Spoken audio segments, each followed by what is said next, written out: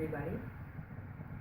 The Shabbat bride arrives in Ashburn this week on a snowflake or two, and instead of gathering together in our Bowmead sanctuary, we have battened down our hatches, perhaps built a fire, and readied ourselves to be snowbound for a couple of days. A weekend of restricted mobility. Sounds like a perfect setup for Shabbat, where we traditionally leave behind our daily routines. Nothing too radical, mind you, but it does take a blizzard to tear us from our car-based activities that drive our lives. Meanwhile, our ancestors, the Israelites, are experiencing nothing less than a radical departure from their daily routine as slaves in Egypt. That "let my people go" moment that Moses and Aaron have been demanding finally comes to fruition. The Hebrew slaves are on a march toward their freedom. You've heard the story before. The Israelites were slaves in Egypt. God heard the Israelites cry and chose Moses to lead the people to freedom. To persuade Pharaoh to let the Israelites go, God performs miracles on the Israelites' behalf, but Pharaoh refuses. In a final ordeal, faced with the death of his firstborn son, Pharaoh has a temporary change of heart and orders the Israelites to leave. The Israelites escape in the middle of the night, but then Pharaoh regrets his moment of weakness and orders his armies to pursue them the next day. The Israelites come upon a sea of water, the Yam Suf, or Sea of Reeds. With the Egyptians in hot pursuit and the sea blocking the path before them, they feel trapped. Wouldn't you? Then God has Moses lift his rod and the sea splits apart, creating a dry path for the Israelites to pass through. As the Egyptians follow close behind, the sea waters collapse upon them, securing the Israelites' escape. Sound familiar? Here's another story about the splitting of the Reed Sea. It goes like this. A father was driving his 10-year-old daughter home from religious school. "What did you learn today?" her father asked. She responded, "The teacher told us about the Israelites' escape from Egypt. They came to the Sea of Reeds. They knew they had to get across somehow, so they built pontoons, a temporary floating bridge, and drove across the water. As soon as the Egyptians and their tanks were on the pontoons, the Israelites sent in their air force and bombed them." The father looked with surprise at his daughter. "Is that really what the teacher told you?" he asked with disbelief. "Not really," she answered. "But if I told you what the teacher really did tell us, you would never believe it." So, what do we believe about this story?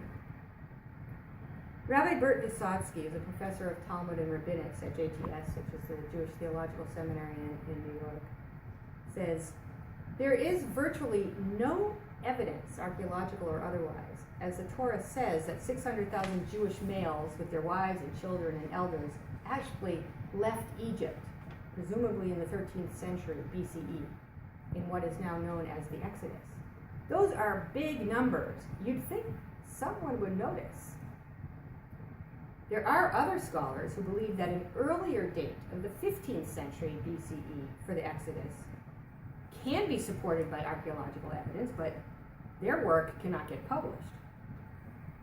Since the body of water that the Israelites encounter is called Yam Suf, or Sea of Reeds, there are some who posit that the sea was more of a swamp, much more negotiable than a huge body of water.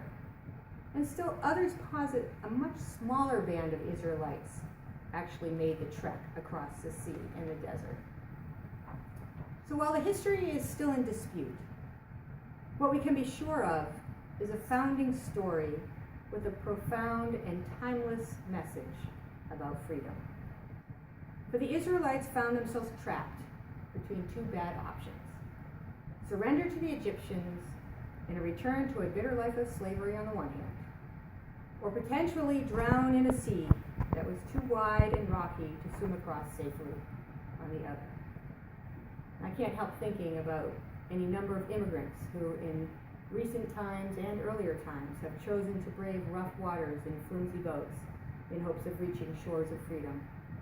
Many perishing along the way, unable to survive the perilous journey. How precious freedom is. How invaluable is a belief in opportunity and a better future. How often in our own lives have we come up against a similar crossroads? And it does seem rather unfair. Wasn't it enough of a decision to risk leaving Egypt to begin with? Didn't it take 10 plagues to convince not only the Pharaoh but also the Israelites to trust in their God? They placed their trust in Moses, they risked their lives, and then they're faced with yet another obstacle? How deep does this faith have to go before liberation becomes a reality? Says Patricia Carlin Newman, a commentator in the Women's Torah Commentary, the crossing of the Sea of Reeds was not only the crossing out of Egypt and out of slavery, but also the entrance into an unknown future made possible by a moment of extraordinary faith. Made possible by a moment of extraordinary faith. How many of us feel that we truly know what that means? Later she asks, if we were on the shores of the sea that fateful day, how would we have acted? Confidently? Timidly? How do we approach the sea crossings in our own lives? Are we coerced by an army from behind, or pulled ahead by the unknown? Contrary to the urgency of the situation that the Israelites find themselves in, or the refugees even, when we find ourselves in situations that feel like there is no safe exit, no good option, we might learn from this biblical parable of panic and paralysis to actually step back and wait, to believe that a path will present itself eventually, that a crack in the wall will widen into a way out. And perhaps this is the stuff of miracles, an extraordinary faith, courage, and will that enables us to forge a new path or find a solution that is not obvious, that is not immediate. Stay warm, stay safe. When God presents us with a sea of reeds, we can choose to make an orchestra of wind instruments. When God ushers in Shabbat on a snowflake, we are obliged to make snow angels. Shabbat Shalom. Shabbat Shalom.